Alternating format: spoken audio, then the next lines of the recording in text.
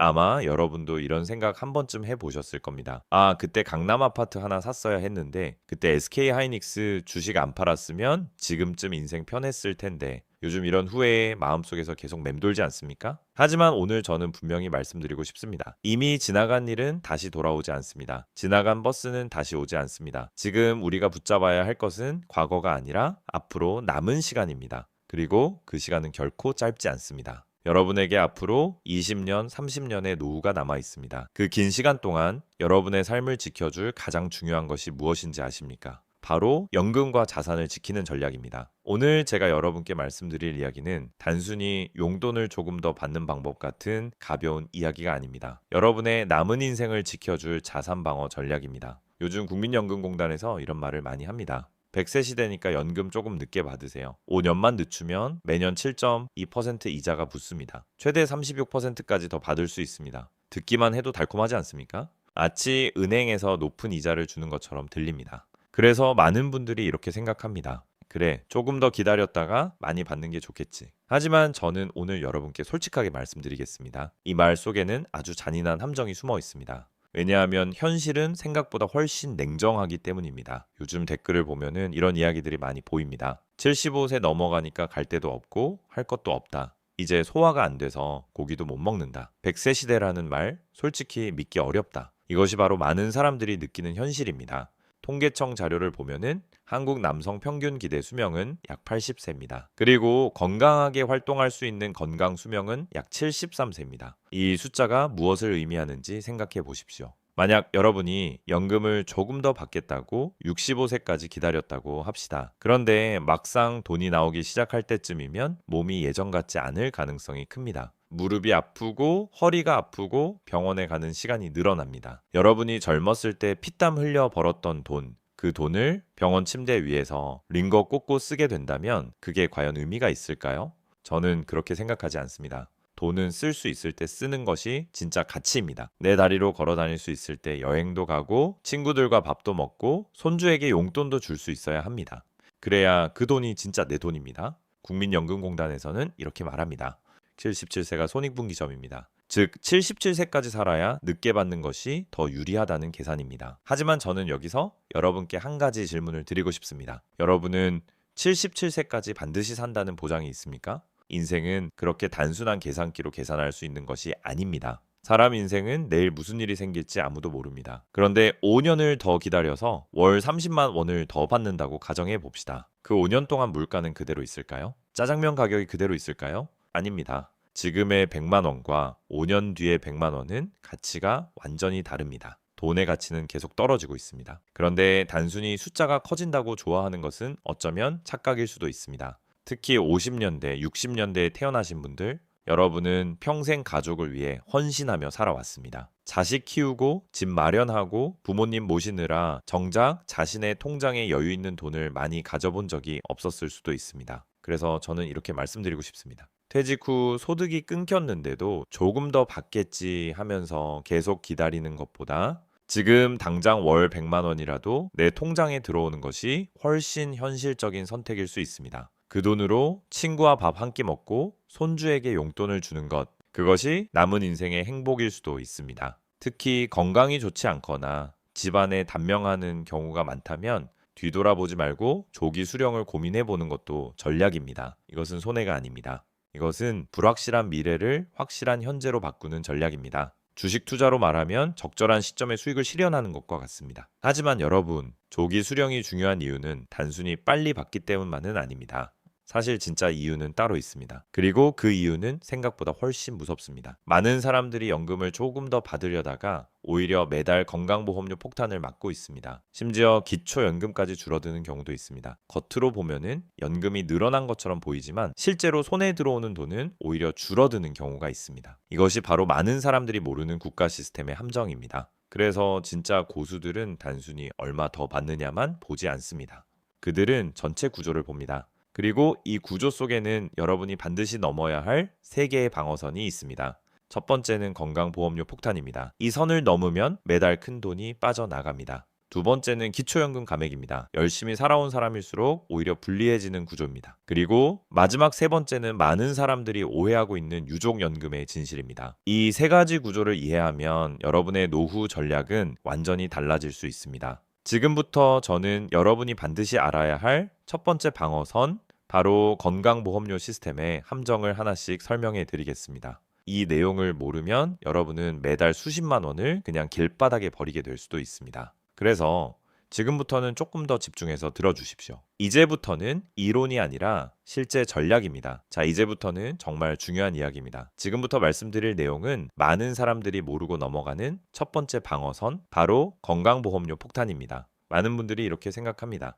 연금을 조금 더 받으면 좋은 거 아닌가? 돈이 많아지면 당연히 좋은 거지. 겉으로 보면은 맞는 말입니다. 하지만 국가 시스템 안에서는 이야기가 조금 달라집니다. 왜냐하면 연금이 늘어나는 순간 여러분이 생각하지 못했던 다른 비용이 함께 생기기 때문입니다. 여기서 아주 중요한 숫자가 하나 있습니다. 월 167만 원. 이 숫자를 반드시 기억해 두십시오.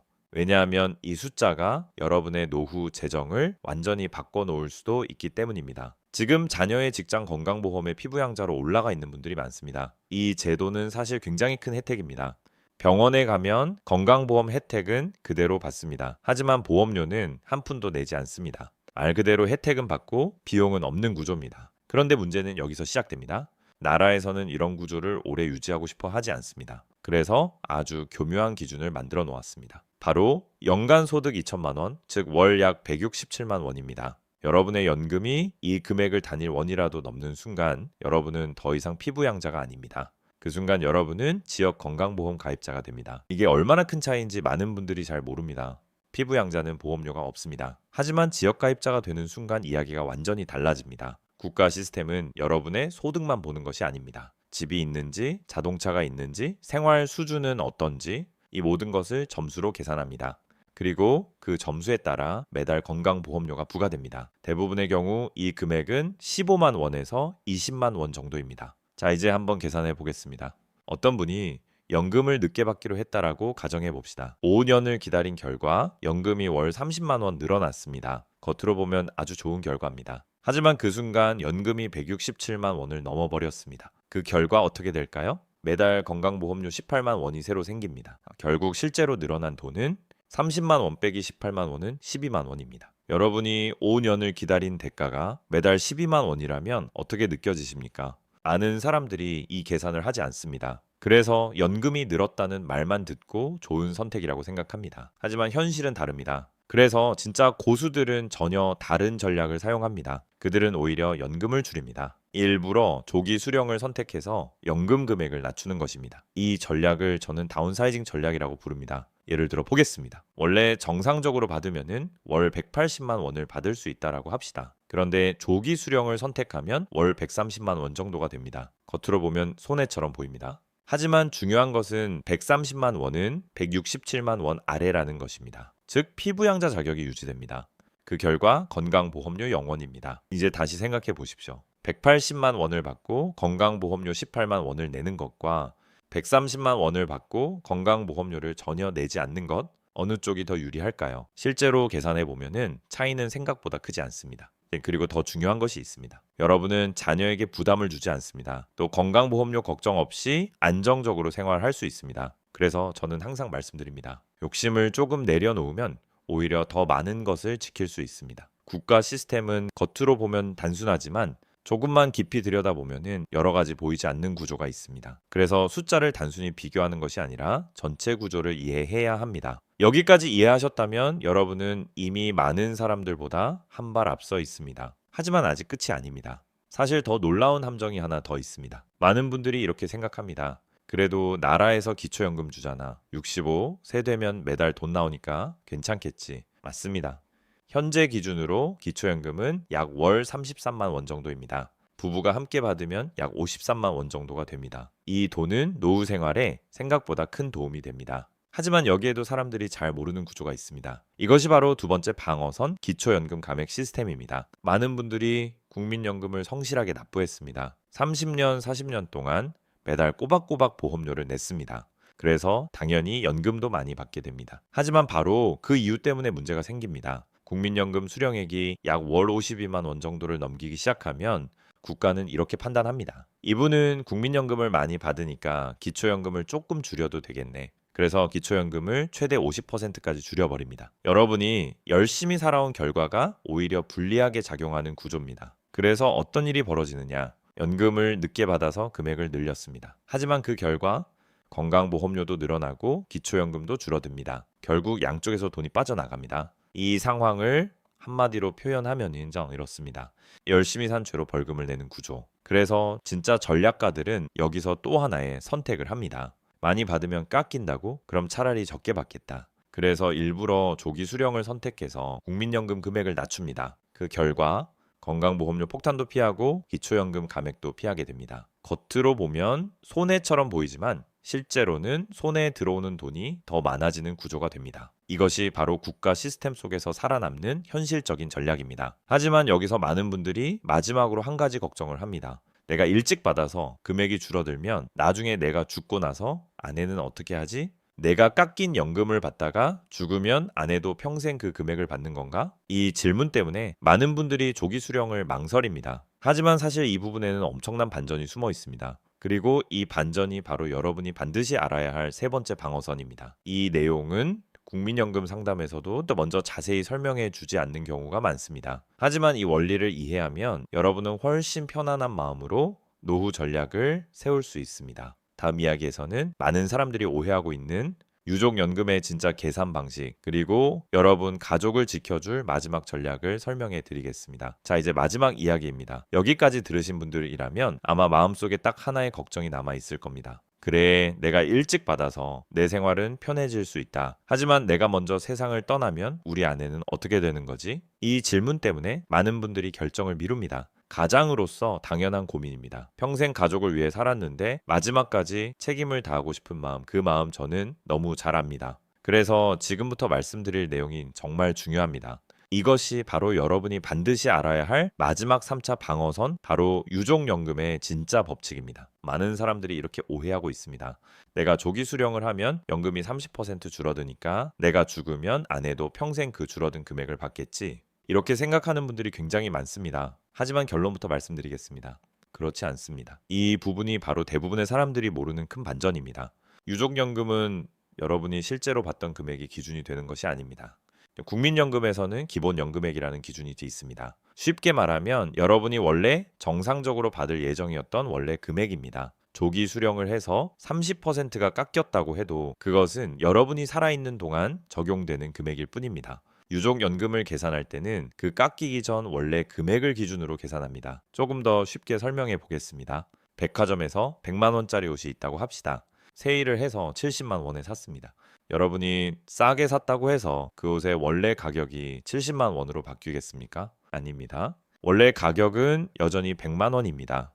국민연금도 같은 방식입니다. 여러분이 조기 수령을 해서 살아있는 동안 70만 원을 받았다라고 해도 유족연금을 계산할 때는 원래 기준 금액 100만 원을 기준으로 계산합니다. 그래서 많은 경우 배우자는 원래 금액의 약 60% 정도를 유족연금으로 받게 됩니다. 즉 여러분이 조기 수령을 했다라고 해서 배우자의 연금이 줄어드는 구조가 아닙니다. 이 사실을 알고 나면은 마음이 훨씬 편해집니다. 왜냐하면 이렇게 생각할 수 있기 때문입니다. 내가 살아있는 동안에는 연금을 조금 일찍 받아서 생활비로 쓰고 여행도 다니고 친구들도 만나고 손주에게 용돈도 줄 수 있습니다. 그리고 내가 세상을 떠난 뒤에는 아내가 원래 기준 금액을 기준으로 계산된 유족연금을 받게 됩니다. 이것이 바로 가족을 지키는 현실적인 전략입니다. 반대로 한번 생각해 보십시오. 나는 가족을 위해서 연금을 늦게 받겠다. 그래서 5년을 기다립니다. 그런데 그 사이에 혹시라도 먼저 세상을 떠나게 된다면 어떻게 될까요? 그동안 늘어난 연금 금액은 그대로 사라집니다. 왜냐하면 유족연금은 어차피 기본연금액 기준으로 계산되기 때문입니다. 여러분이 늦게 받기 위해 기다렸던 그 5년의 시간과 금액은 가족에게 아무런 도움이 되지 않습니다.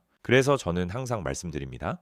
연금을 일찍 받는 것이 단순히 개인의 선택이 아니라 가족을 위한 전략이 될 수도 있다는 것입니다. 내가 살아있을 때 현금을 먼저 확보하고 내 삶을 조금 더 풍요롭게 만들고 그리고 내가 떠난 뒤에는 가족이 안정적으로 생활할 수 있도록 하는 것. 이것이 바로 현실적인 노후 전략입니다. 자, 이제 여러분은 세 가지 중요한 방어선을 모두 알게 되었습니다. 첫 번째 방어선은 건강보험료 167만 원 기준선입니다. 이 기준을 넘으면은 피부양자 자격이 사라지고 건강보험료가 크게 늘어날 수 있습니다. 두 번째 방어선은 기초연금 감액 구조입니다. 국민연금을 많이 받으면 기초연금이 줄어들 수 있습니다. 세 번째 방어선은 유족연금의 진짜 계산 방식입니다. 조기 수령을 했다라고 해서 배우자의 유족연금이 줄어드는 것이 아니라는 사실입니다. 이 세 가지 구조를 이해하면 여러분은 이미 많은 사람들보다 훨씬 유리한 위치에 있습니다. 하지만 이제 가장 중요한 단계가 남아 있습니다. 바로 실행입니다. 많은 분들이 여기까지 듣고도 막상 무엇을 해야 할지 몰라서 결정을 미루게 됩니다. 그래서 제가 가장 간단한 방법을 알려드리겠습니다. 어렵게 계산할 필요 없습니다. 전화 한 통이면 됩니다. 한국에서는 국민연금 상담번호 1355가 있습니다. 국번 없이 1355입니다. 전화를 걸어서 상담원에게 딱 두 가지 질문만 하십시오. 첫 번째 질문입니다. 제가 65세 정상적으로 연금을 받으면 매달 정확히 얼마를 받게 됩니까? 두 번째 질문입니다. 제가 지금 조기 수령을 신청하면 매달 얼마를 받게 됩니까? 이 두 가지 금액을 들으면 여러분의 상황이 훨씬 명확해집니다. 그리고 그 다음에는 세 가지 기준을 적용하면 됩니다. 첫 번째 기준입니다. 정상연금이 167만 원을 넘는가? 만약 넘는다면 조기 수령으로 167만 원 아래로 낮추는 것이 건강보험료 측면에서 유리할 수 있습니다. 두 번째 기준입니다. 건강 상태와 가족의 수명입니다. 집안 어르신들이 대부분 90세 이상 장수하셨고 여러분도 건강하다면 늦게 받는 것이 유리할 수 있습니다. 하지만 건강이 좋지 않거나 활동할 수 있는 시간이 중요하다면 일찍 받는 것도 충분히 좋은 전략입니다. 세 번째 기준입니다. 지금 당장의 현금 흐름입니다. 퇴직을 했는데 연금이 나오기까지 몇 년의 공백이 있다면 그 기간을 버티기 위해 빚을 내는 것은 좋은 선택이 아닙니다. 그럴 때는 당당하게 연금을 앞당겨 받는 것도 현명한 선택입니다. 여러분이 평생 납부한 돈입니다. 누가 대신 준 돈이 아닙니다. 여러분의 돈입니다. 노후는 결국 누가 더 많은 정보를 알고 누가 더 빨리 행동하느냐에 따라 달라집니다. 국가는 모든 것을 설명해 주지 않습니다. 그래서 아는 사람이 더 많은 것을 지키게 됩니다. 오늘 제가 말씀드린 세 가지 방어선을 꼭 기억해 두십시오. 건강보험료 기준선, 기초연금 감액 구조, 그리고 유족연금의 진짜 계산 방식. 이 세 가지만 이해해도 여러분의 노후 전략은 완전히 달라질 수 있습니다. 여러분의 손에 들어오는 현금, 그리고 여러분 가족의 안정된 삶, 그 두 가지를 지키는 것이 가장 중요한 목표입니다. 오늘 이 이야기가 여러분의 불안을 조금이라도 줄이고 현명한 선택을 하는데 도움이 되었기를 바랍니다. 그리고 혹시 주변에 연금 때문에 고민하고 있는 친구나 가족이 있다면 이 이야기를 꼭 함께 나눠주십시오. 많은 사람들이 몰라서 손해를 보고 있습니다. 여러분 한 분의 공유가 누군가의 노후를 지켜줄 수도 있습니다. 지금까지 이야기 들어주셔서 감사합니다.